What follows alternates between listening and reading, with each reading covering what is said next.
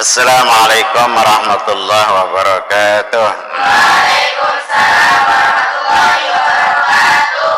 Bismillahirrahmanirrahim. Alhamdulillahi rabbil alamin. Wassalatu wassalamu ala asyrafil anbiya wal mursalin Sayyidina Muhammadin wa ala alihi wa sahbihi ajma'in. Amma ba'du. Rabbi shrah li sadri wa yassir li amri wahlul 'uqdatam min lisani yafqahu qawli. Subhanaka la ilma lana illa ma 'allamtana innaka antal alimul hakim. La haula wala quwwata illa billahil aliyil azim. Anak-anak sekalian, pada malam ini kita mengambil tema adab berkunjung.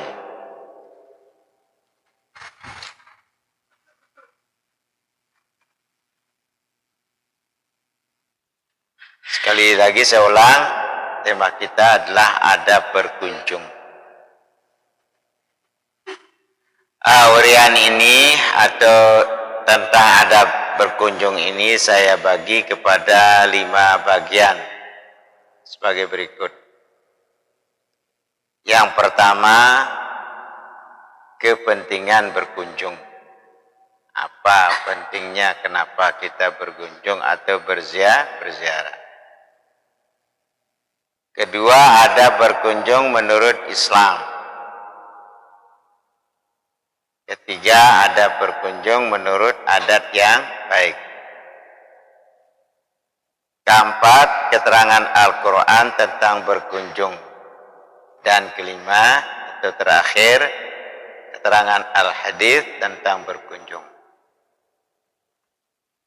Mari kita bicarakan satu persatu bagian itu. Yang pertama, kepentingan berkunjung. Berkunjung itu adalah dalam bahasa Arabnya ialah ziarah. Ziarah itu sebagai perantara buat mempererat dan memperkokoh persaudaraan dan persahabatan. Hanya kalau terlalu sering, terkadang bisa menjemukan dan membosankan. Jadi kalau ziarah atau berkunjung, kalau terlalu sering, tiap hari ke sana ke rumah orang bisa menjadi jemu nanti. Dan kalau terlalu jarang, juga terkadang bisa merenggangkan persahabatan dan mengurangi kecintaan. Kalau terlalu jarang, tak baik juga. Terlalu sering oleh salah, terlalu jarang juga salah. Jadi pertengahan saja. Pendeknya, kunjung mengunjungi atau ziarah menziarahi sesama manusia dapat mempererat persatuan dan menambah kecintaan. Itu anunya. Itu pentingnya kita berkunjung. Sebagaimana kalau menyanyikannya bisa menghilangkan kecintaan persaudaraan dan persahabatan. Bahkan bisa memutuskan perhubungan sama sekali. Nah, artinya anak-anak, terutama para santriwati, santriawan ya, nanti kalau ada yang mau tamat itu, saya kira kalau setahun sekali itu terlalu jarang. Kadang-kadang kita bisa ingat namanya juga kita lupa itu. Kalau terlalu sering juga tidak baik. Tapi kalau terlalu jarang, bisa nanti hubungan antara guru dengan murid itu akan putus itu. Agama Islam amat lengkap menerangkan perkara adab ziarah ini. Yang telah dilalaikan, tidak dikerjakan oleh sebagian besar kaum muslimin. Ini mengenai tentang berkunjung. Hingga persaudaraannya dan persahabatannya setiap hari semakin kendur dan lemah. Yang lambat laun akan putus sama sekali. Nah, itu saya peringatkan sekali lagi anak-anak ya. Nanti kalau ada yang tamat tahun ini gitu, kalau bisa nanti membuat persatuan reuni ya.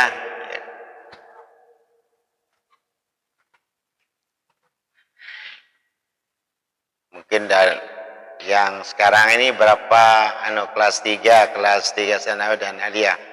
Berapa jumlahnya itu? Banyak kan?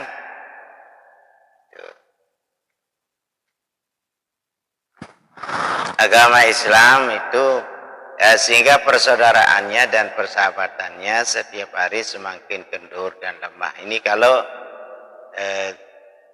tidak dilaksanakan yang namanya ziarah. Ya lambat laun akan putus sama sekali. Padahal orang-orang barat itu, walaupun orang barat ada yang kita ambil itu. Ya, walaupun orang barat ada yang kita ambil, kita teladani. Terutama sekali perkara ziarah ini amat diutamakan. Sengaja disediakan waktu buat berkunjung. Itu orang-orang barat itu. Sehingga dijadikannya dasar pokok buat mencapai perdamaian dalam pergaulan hidupnya. Itu yang pertama. Pentingnya kita berkunjung. Yang kedua, adab berkunjung menurut Islam. Nah, kalau kita berkunjung atau berziarah, sudah diatur adabnya oleh ajaran Islam. Sebab agama Islam memang dasarnya mengajak damai dan hidup rukun. Jadi orang Islam tidak boleh bermusuhan, tidak boleh tidak rukun.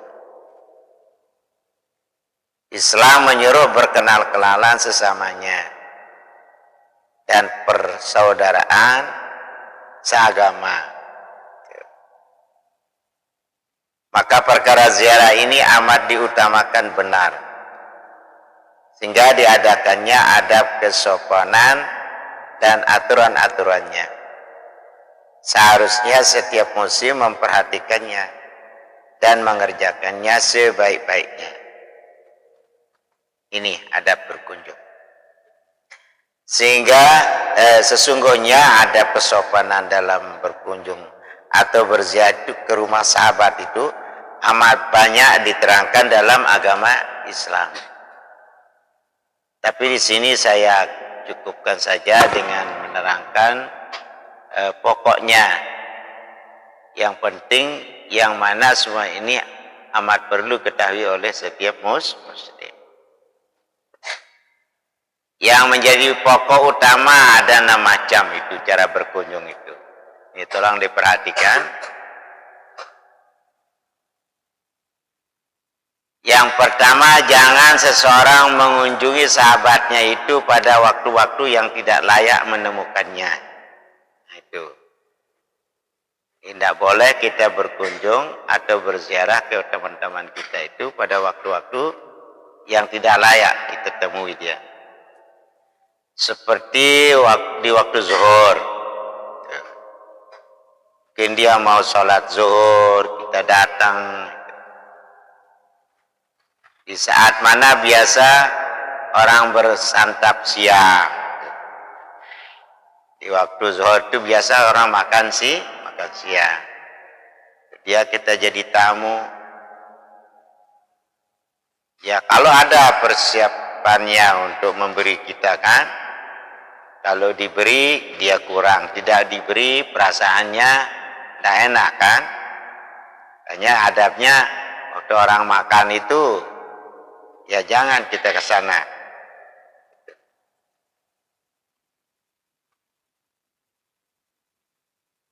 Kemudian yang mana biasa juga digunakan buat beristirahat. Jam zuhur itu kadang orang beristirahat. Sekarang nelpon juga itu. Kita harus kapan kita nelpon, misalnya orang ahli kantor seperti RIS misalnya. Di jam-jam dia kerja jangan kita menelpon dia itu kan. Waktu zuhur misalnya itu. Kena orang sedang sholat. Atau sedang makan. Atau sedang istirahat. Sekarang kan kunjungannya itu pakai HP ya.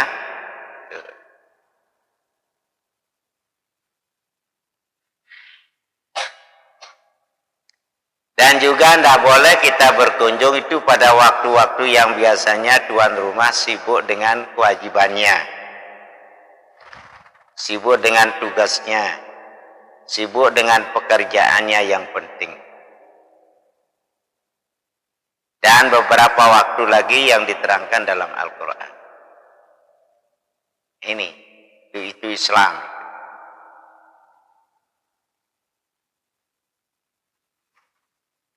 Yang ketiga, jangan menengok atau mengintip dari jendela rumah. Tidak boleh.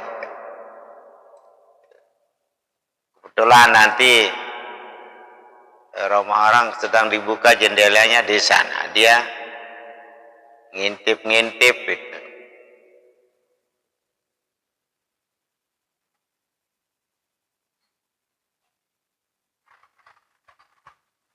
Yang ketiga tadi, yang kedua belum ya. Yang kedua minta izin buat masuk. Itu yang kedua tadi, yang ketiga itu yang tadi itu yang ketiga. Sekarang ini yang kedua agak dilompak tadi. Kedua minta izin buat masuk. Kita masuk ke rumah orang minta izin. Atau masuk setelah diberi izin. Dan memberi salam. Itu yang kedua. Kemudian yang ketiga tadi, jangan menengok atau mengintip dari jendela rumah. Karena bisa menimbulkan sangkaan yang tidak baik. Jangan-jangan nanti istrinya atau dia sedang membuka aurat. Kemudian yang keempat,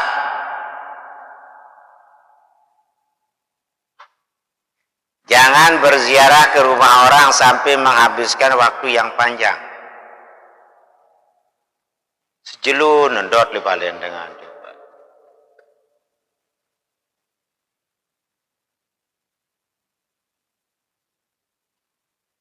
Untuk temui kanak no. Batas dengan misalnya dia menjadi tamu jauh itu. Tamu itu cuma ukurannya 3 hari.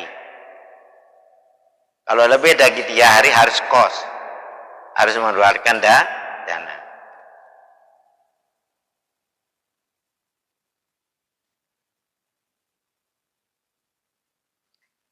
Atau jangan terlalu lama diam di rumah orang dalam ziarah itu.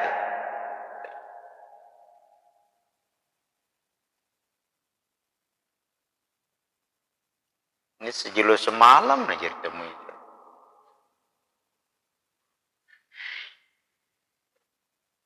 Karena boleh jadi tuan rumah ada pekerjaannya. Tuh. Pas waktunya lampang ajahan dengan dia tahun jadi temui. Atau urusannya yang penting yang harus diselesaikan. Tapi ia malu menyatakannya akan dia tersemal karena ngenokan itu.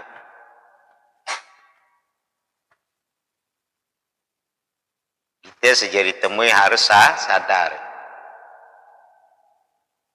Itu yang keempat. Yang kelima, tidak boleh mengetuk pintu rumah orang yang dikunci lebih dari 3 kali. Tok, itu. 10 kali aja. 3 kali. Apabila sudah 3 kali diketuk pintunya, tidak ada sambutan apa-apa, maka sebaiknya ia kembali.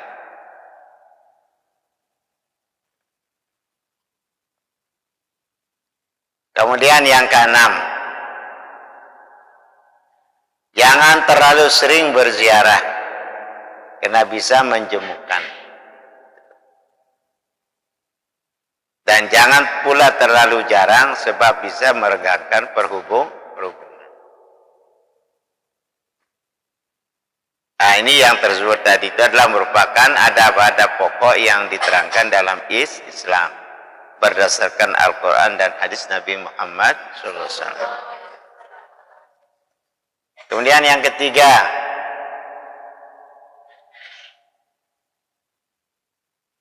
adab berkunjung menurut adat yang baik. Mana secara kita berziarah atau berkunjung cara yang baik. Yang sudah diterangkan ialah adab ziarah menurut Islam.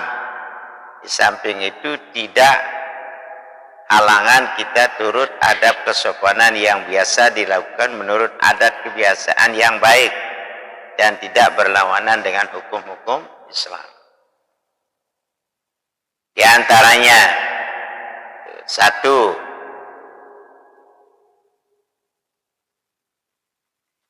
jangan datang berziarah di saat-saat ahli rumah biasa tidur. Biasa tidurnya zuhur ya, habis zuhur.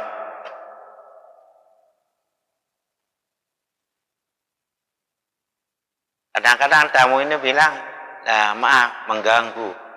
Dengan kita ada bahasa kita jawab ya, enggak. Kalau saya itu sering itu seperti itu. Kadang-kadang enggak dapat nyampah gitu.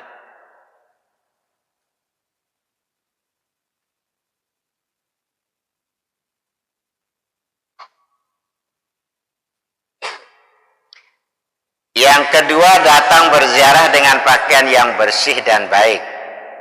Amtaning B kemana itu, tolong pakaiannya bersih. Kadang-kadang kainnya ngepir, tak pakai sandal lagi, kakinya dekil. Ada yang pernah begitu sama saya. Giginya tidak disikat.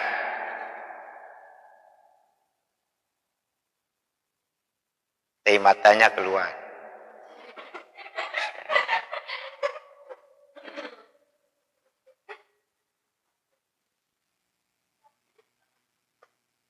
Jadi berziarah dengan pakaian yang bersih lagi yang baik. Pertama perempuan ya harus menutup aurat.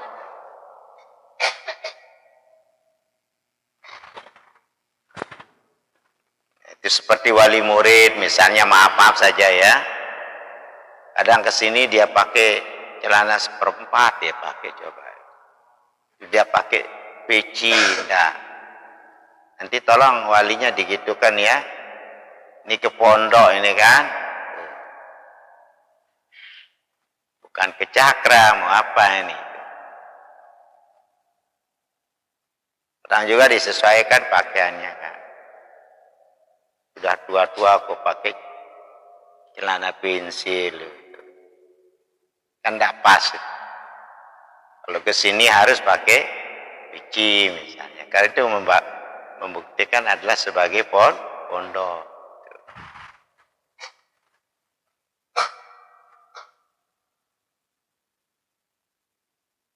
Yang ketiga, mengetuk pintu hendaknya dengan lembut dan tidak keras dan kasar. Pelan-pelan aja. Atau pakai bel itu. Di sini kan pakai bel. Kadang tidak cuma ninah di bel nih. Dia ke bel terus dit. Assalamualaikum ya. Assalamualaikum. Ya kita masih di luar atau apa, pakai baju pakai apa. Lagi Assalamualaikum. Tidak ditumak ninahkan dia itu. Nah itu sudah salah adabnya.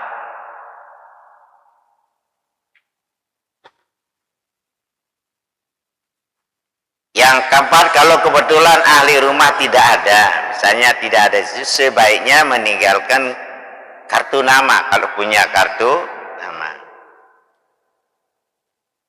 Atau beritahu nama yang betul atau yang dekat kepada bujangnya gitu.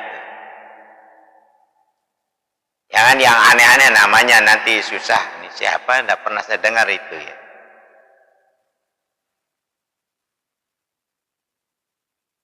Atau sekarang telepon, menelpon orang itu kan, Ya kadang-kadang nama itu juga penting yang baik lah gitu kan.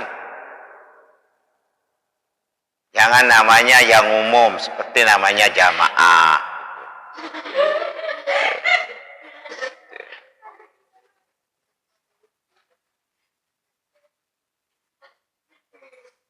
Atau ada namanya siapa aku ini.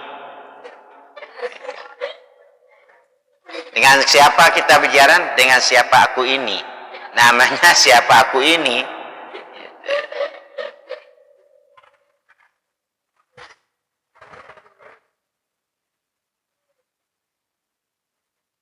Ya perlu mencari baik nama-nama yang baik.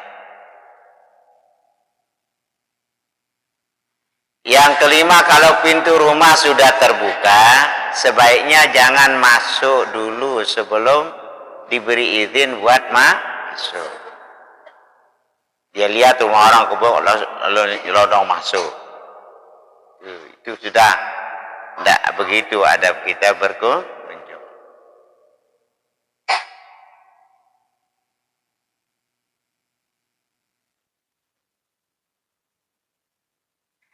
Yang keenam, jangan masuk dengan cara yang mengagetkan. Langsung sudah di dalam dia. Yuk, siapa ini gitu kan? Jangan begitu.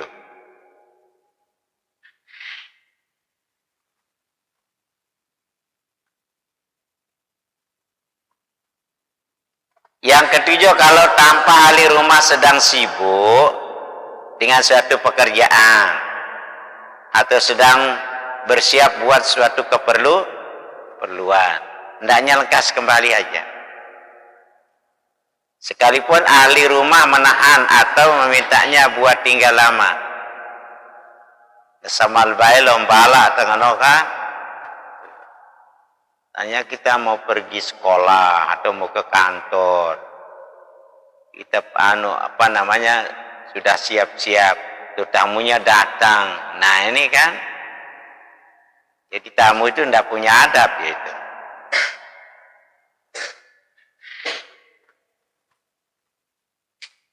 Lagi ada undangan kan? Ada undangan. Sudah kadang-kadang diundang itu agak telat 15 menit baru kita jalan kan? Datang tamunya gitu. Kita mau ke kondangan. Bicara cerita dia lagi kan? Ramai. Itu. Ya pulang aja kalau gitu. Kedelapan, kalau ahli rumah sedang bercakap-cakap rahasia dengan orang lain, janganlah ia mencampurinya. Hendaklah kita ketika itu ia berjauh diri kan, dan menantikan hingga selesai percakapannya. Jangan mau tahu apa yang dibicarakan. Kesembilan, kalau ia dapati ahli rumah sedang menulis atau membaca, maka janganlah ia peduli mau ambil tahu segala yang ditulis dan dibacanya itu, atau sengaja menanya kepadanya atau memaksa meminta dikasih tahu. Juga tidak baik membongkar-bongkar buku yang sedang dibaca oleh ahli rumah atau mengintip tulisan yang sedang dikerjakan. Itu tidak boleh.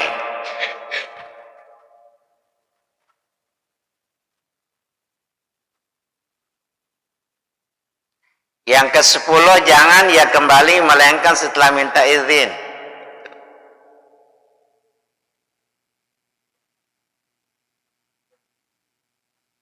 Sulung-sulung datang, sulung-sulung uli. Itu tidak boleh.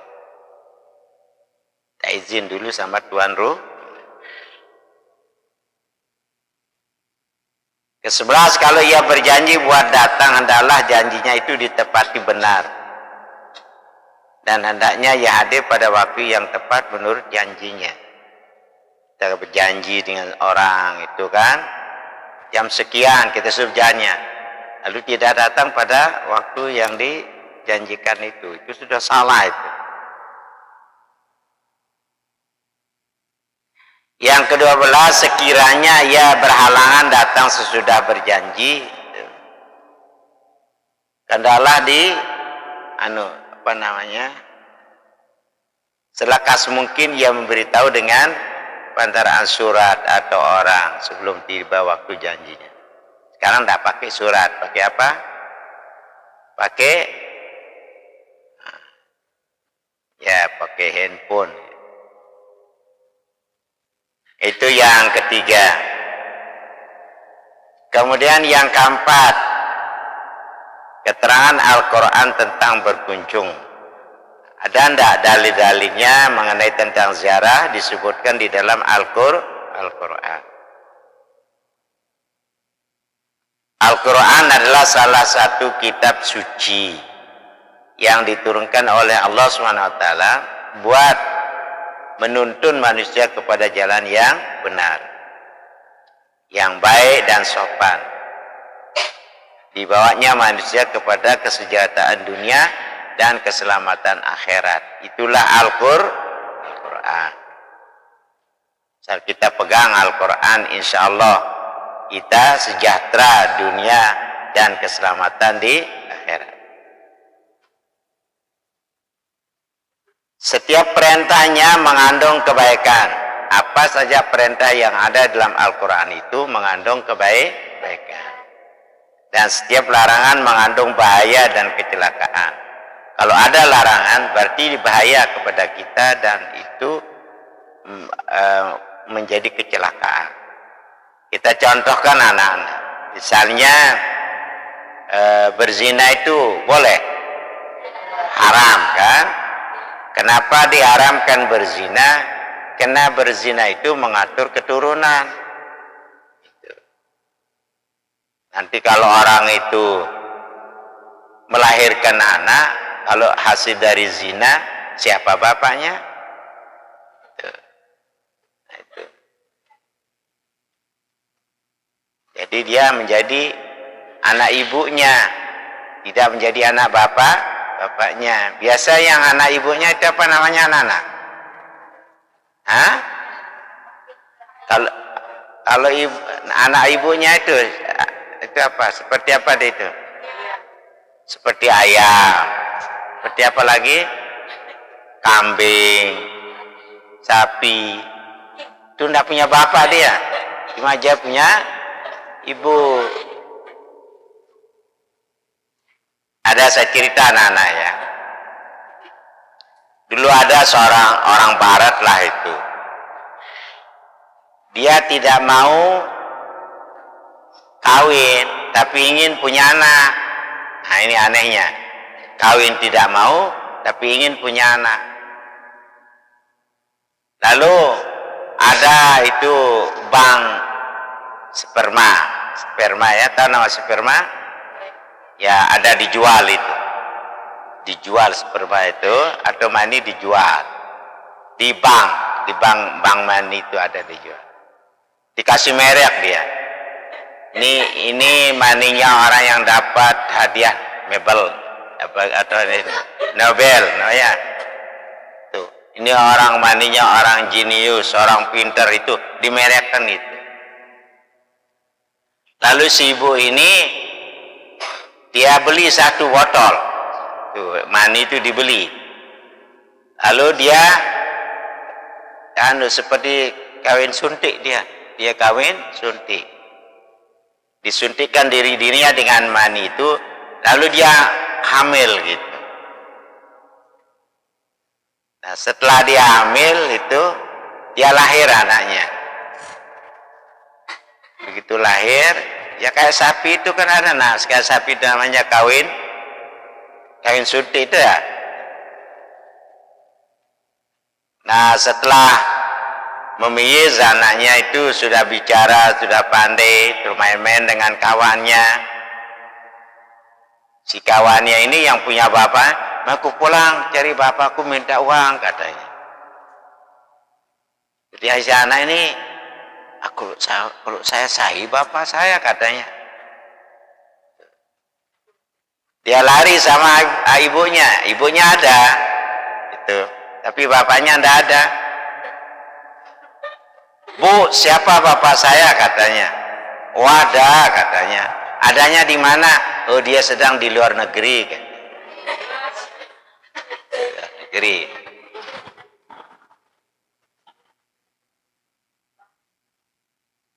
Besok lagi setelah makin besar cuma kata, kok enggak pulang-pulang bapak saya bu katanya. Ya mungkin dia sibuk. Di negara mana dia katanya? Mari kita cari aja dia bu katanya. Lama-lama bapakmu meninggal katanya. Kalau dia meninggal di mana kuburnya bu katanya.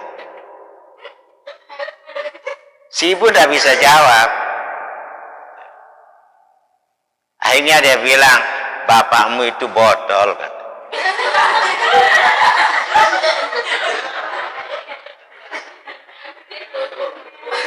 Nah ini contoh perzinaan. Tuh. Contoh perzinaan itu namanya zina juga anak-anak itu. Walaupun dia kawin sudi seperti itu. Karena dia haram memasukkan mani orang lain ke dalam vaginanya kalau memang tidak melalui akad nikah. Nah itu makanya Islam mengharamkan namanya zina itu. Jadi mafsadatnya itu, bahayanya, kecelakaan itu luar biasa. Dalam bidang warisan itu tidak dapat warisan dia dari bapaknya, memang tidak punya bapak.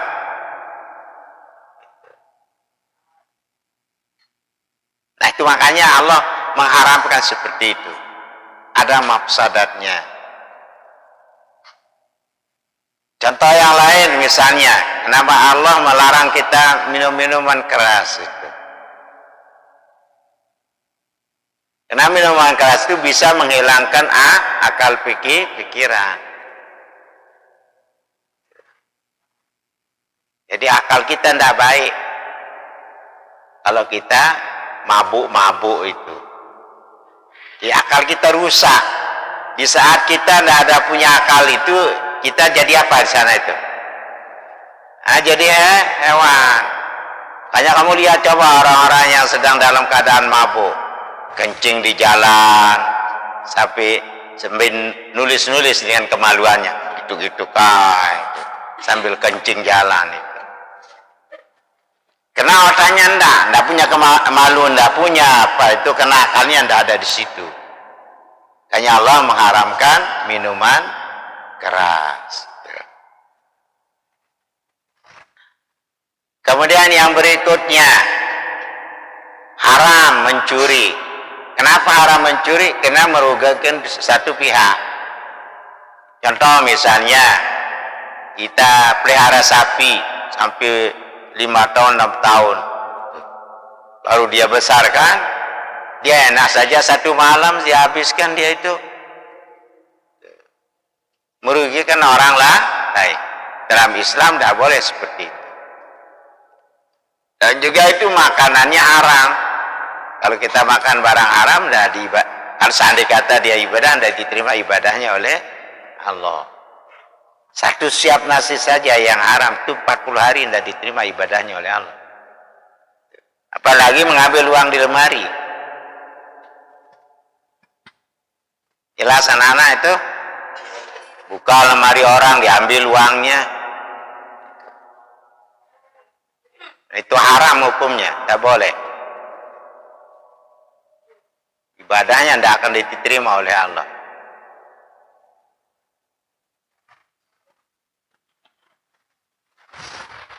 Itu makanya diharamkan.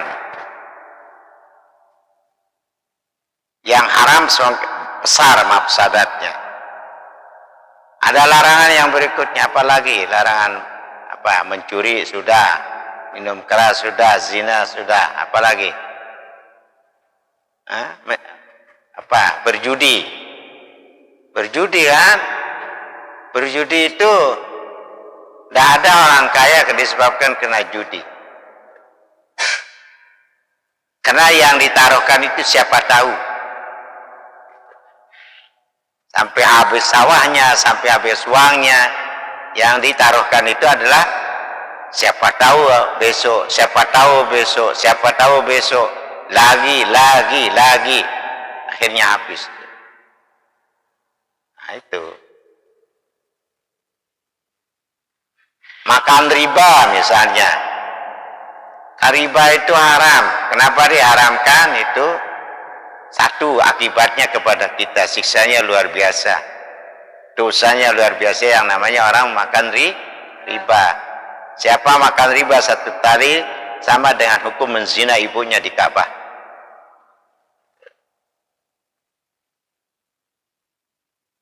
Dan dia membuat dia jadi malas juga, tidak mau kerja. Karena yang kerja adalah uangnya. Nah, kemudian ya larangan yang agak ringan itu anak-anak makruh. Ada namanya makruh tahrim, ada namanya makruh tanzih. Kalau makruh tahrim itu sama hukumnya dengan haram. Cuma makruh tahrim itu tidak punya nas, dia kias dalilnya daripada haram. Makruh itu barang sesuatu yang tidak disukai Allah itu. Makruh tanzih. Misalnya merokok. Rokok. Ada perempuan yang merokok nih? Ada ya? Ada yang merokok nih anak pondok? Oh. Ada pernah saya dengar itu penelitian dari Australia kalau tidak salah itu. Satu batang rokok itu mengandung 2,5 nikotin. Itu kalau kita kumpulkan nikotinnya itu bisa menjadi racun nyamuk. Dan juga penelitian ahli kesehatan, satu batang rokok itu bisa menghilangkan umurnya 5 menit. Artinya kesehatannya turun. Kadang-kadang orang yang kecanduan itu tidak cukup 1 bungkus ya 1 hari. Itu makruh itu. Makruh dalam ibadah tidak membaca sesuatu yang disunatkan oleh Allah di dalam salat yang disebut namanya sunat ayat. Misalnya tidak baca ayat.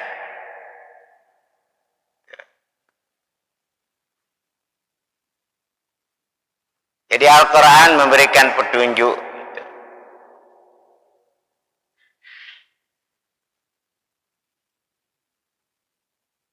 Ada yang diperintah mengandung kebaikan, ada yang dilarang mengandung bahaya dan kecelakaan. Yang diharamkan. Kalau diharamkan, kenapa diadakan oleh Allah? Kan itu. Ya maksudnya kita diuji oleh Allah itu. Apakah benar kita itu beriman kepada apa tidak? Karena larangan itu 2 arahnya. Satu mengandung mafsadat, kedua untuk menguji keimanan seseorang. Apakah betul dia akan tunduk kepada perintah Allah atau tidak?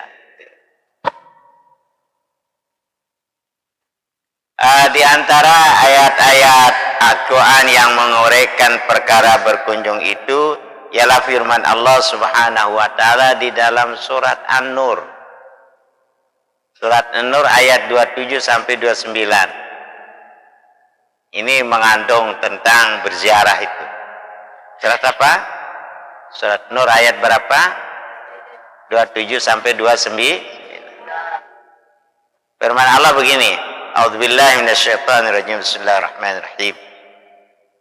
Ya ayyuhalladzina amanu la tadkhulu buyutan ghaira buyutikum hatta tasta'nisu wa tusallimu ala ahliha. Dzalikum khairul lakum la'allakum tadhakkarun. Fa illam tajidu fiha ahadan fala tadkhuluha hatta yu'dzana lakum. Wa in qila lakum irji'u farji'u wa azalakum. Wallahu bima ta'maluna alim. Laisa 'alaikum jinahun an tadkhulu buyutan ghaira maskunatin fiha mata'ul lakum. Wallahu ya'lamu ma tubduna wa ma taktumun. Terjemahan bebasnya, hai orang-orang yang beriman, janganlah kamu masuk rumah-rumah selain dari rumah-rumah kamu. Kalau rumah kita boleh masuk ya, boleh masuk. Kalau rumah orang tidak boleh kita masuk tanpa ada izin. Biar rumah kita harus beri salam kan. Melainkan sesudah kalau minta izin dan sesudah kamu memberi salam kepada penduduknya. Yang demikian itu baik buat kamu supaya kamu ingat. Maka sekiranya kamu tidak dapati seorang laki-laki padanya, maka janganlah kamu masuk hingga diizinkan bagi kamu. Dan jika dikatakan kepada kamu kembalilah atau pulanglah gitu, hendaklah kamu kembali. Yang demikian itu lebih bersih buat kamu. Dan Allah mengetahui apa yang kamu kerjakan. Tidak jadi kesalahan atas kamu. Kalau kamu masuk rumah-rumah yang tidak ditinggali orang, yang ada di dalamnya ada barang-barang kepunyaan kamu, dan Allah mengetahui apa yang kamu nyatakan dan apa yang kamu sembunyikan. Nah, ini surat An-Nur ayat 27 sampai 29. Sudah mengatur kita atau adab kita untuk datang ke rumah orang. Nah, ulasan ayat tadi itu ya, dalam ayat-ayat Al-Quran tadi, Allah SWT mengajarkan adab kepada orang mukminin, pada orang yang beriman. Adab berguna besar buat meneguhkan kecintaan sesamanya dan memperbaiki pergaulan mereka sehingga suci dari segala nista dan dosa.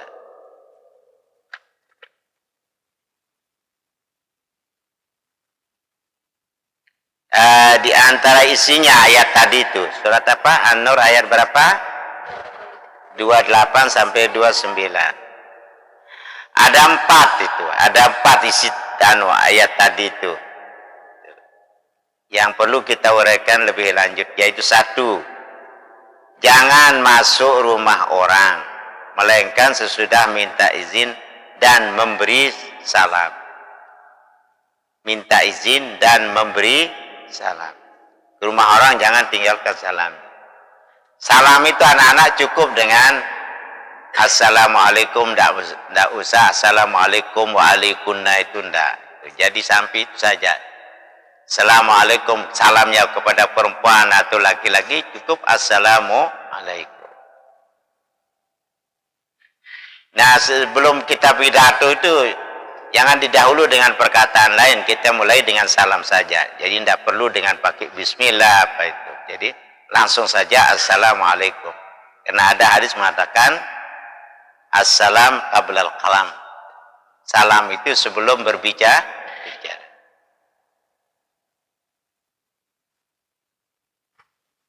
Sama salamnya, laki-laki maupun perempuan. Karena belum kita ketemukan Assalamualaikum, nah itu belum ada.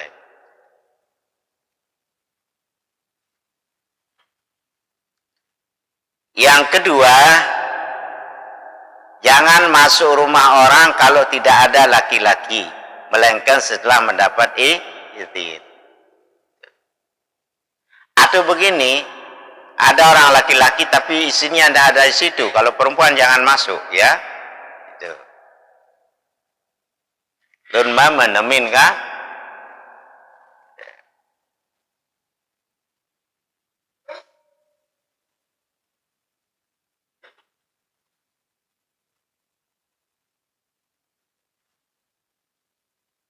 Yang berikutnya, yang ketiga, kalau disuruh pulang, hendaklah pulang. Itu isi ayat tadi itu.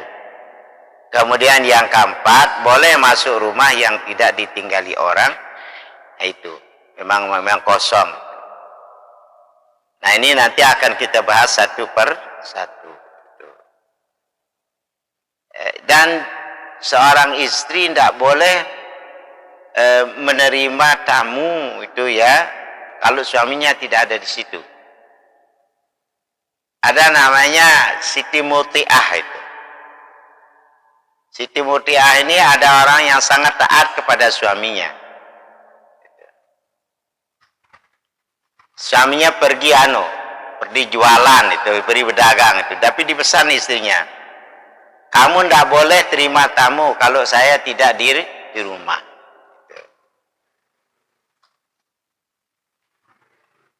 Pada suatu saat datanglah Siti Fatimah kepada rumahnya siapa? Muti. Assalamualaikum. Waalaikumsalam. Dengan siapa ini?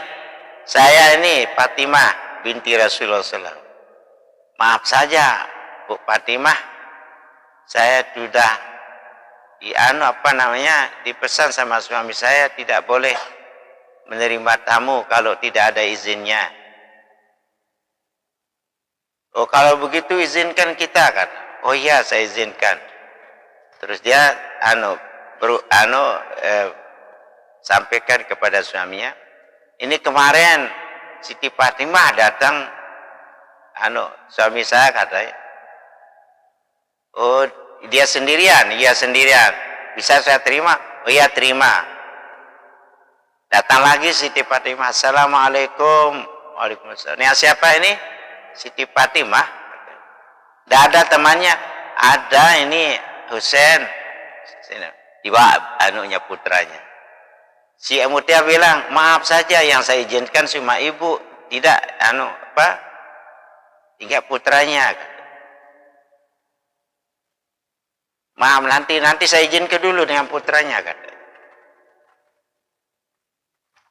Nah besok izinkan putranya.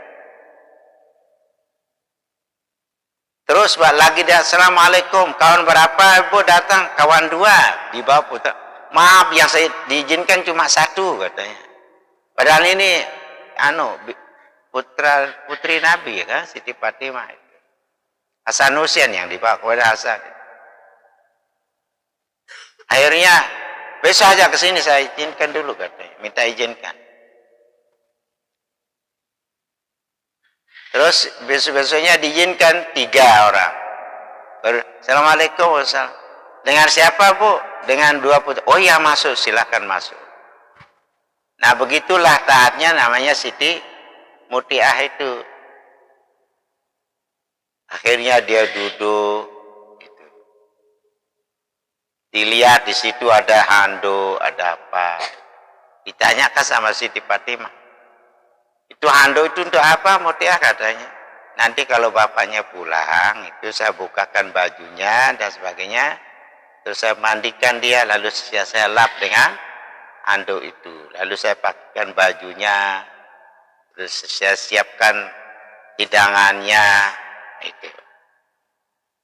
Setelah dia makan, lalu saya tanya, ada cemeti, ya, pecut ya.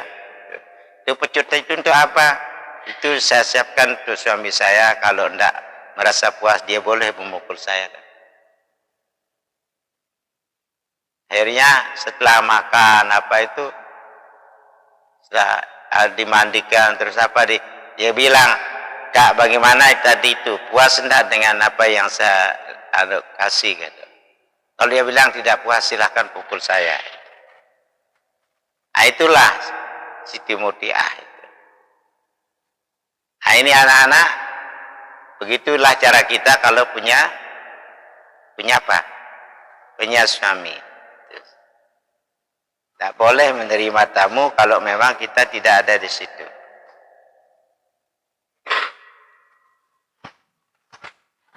Yang pireh, teman jam siwa.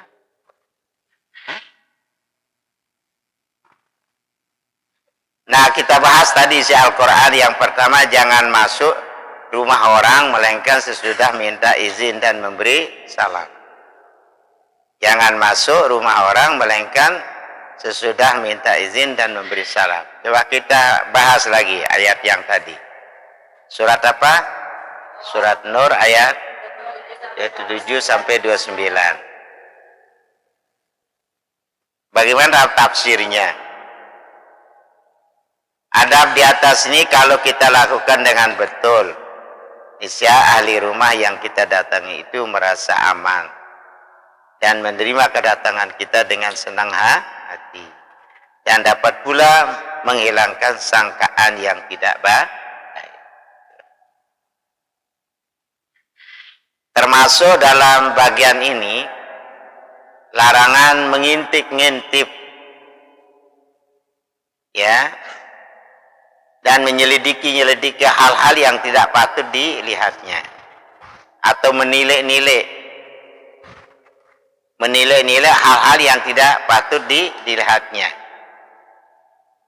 Selapu engatne li kalian dengar, liah-liah ngon-ngon ang endang nenu dengar.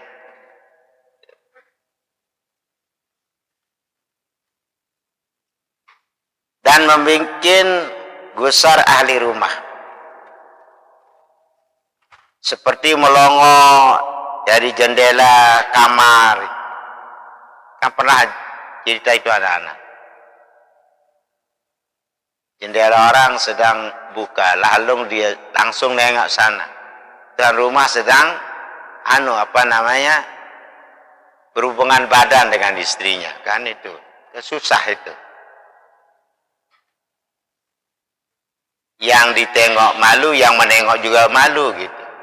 Kadang sudah melihat begini aja dia terus melotot matanya. Lalu yang ditengok juga begitu dia. Kenapa kamu nengok saya? Apa kamu tidak tahu saya begini, katanya. Nah, itu yang dikhawatirkan.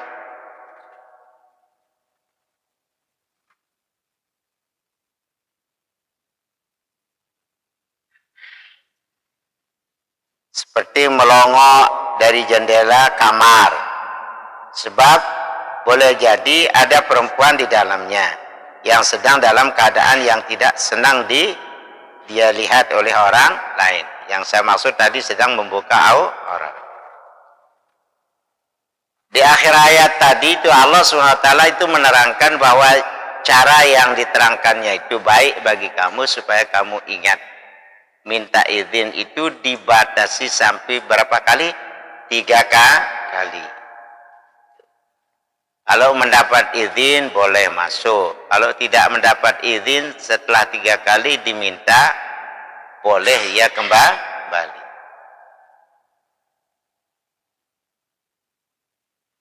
Keterangan lebih jauh lihat di dalam bagian al-hadis misalnya. Maksudnya supaya kamu ingat bahwa minta izin masuk dan memberi salam itu lebih baik daripada kamu masuk terus saja langsung ke dalam dengan tidak permisi dan dengan tidak omong, yakni izin dan salam sebagaimana dilakukan oleh orang-orang Arab di zaman jahiliyah. Karena boleh jadi di dalam rumah itu ada suami istri dalam keadaan yang tidak senang keduanya dilihat oleh orang lain, seperti yang tadi saya katakan itu. Pendeknya, masuk ke rumah orang dengan tidak meminta izin lebih dahulu itu bisa mendatangkan bahaya. Sekurang-kurangnya perbuatan itu sangat tidak disukai oleh ahli rumah yang didatangi. Sekarang asbabun nuzul ayat tadi itu. Surat An-Nur ayat berapa tadi? Ke-7.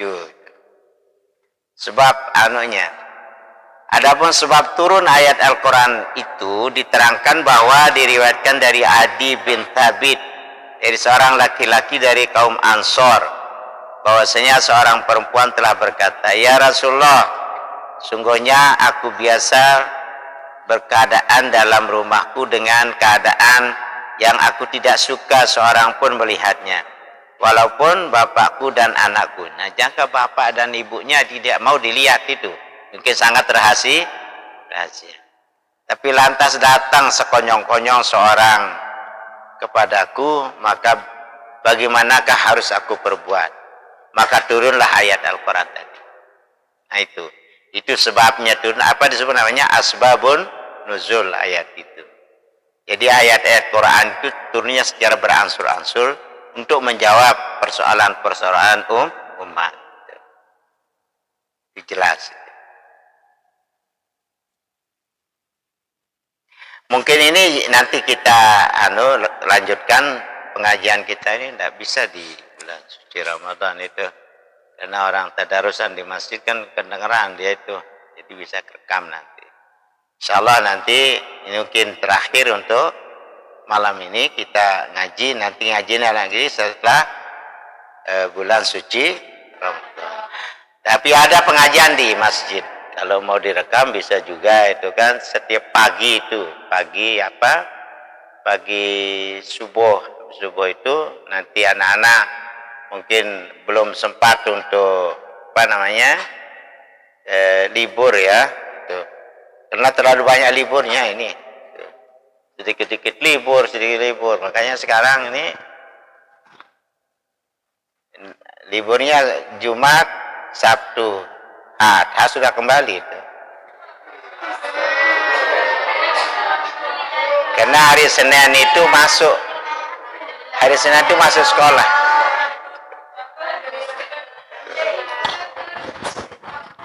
Jadi malam Jumatnya di sini, ya. Hari Jumat boleh katanya pulang. Malam Ahadnya di rumah. Hari Ahadnya sudah di sini. Ya. Ya. Ini bukan kita yang menentukan tapi sekolah. Gitu. Saya maunya kamu itu libur 1 bulan.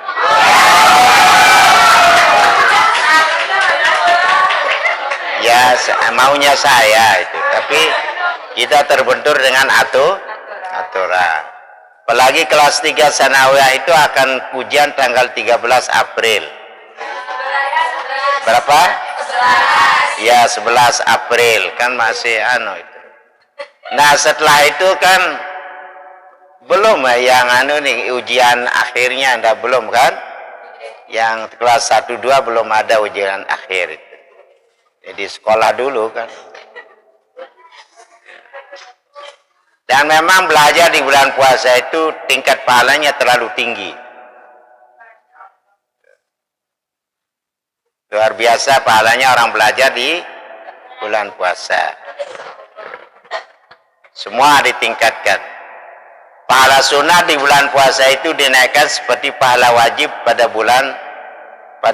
bukan bulan puasa. Pahala wajib dinaikkan menjadi 70. Yang wajib menjadi 70. Yang sunat menjadi pahala wajib di bukan bulan puasa, bulan Ramadan itu. Nah itu. Hanya lebih banyak kita beramal soleh di bulan suci Ramadan. Jangan terlalu banyak hura-hura.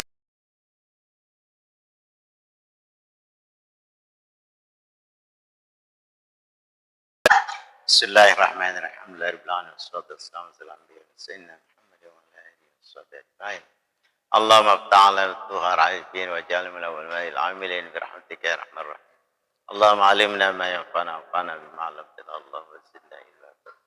Allahumma inna nas'aluka ma jahilna kullana inda hajat la ya rabbi israh li sadri wa yassir li amri wa la 'uqdatan min lisani qawli subhanaka la ilaha illa anta. صلى الله عليه وسلم. الحمد لله رب العالمين. الفاتحة.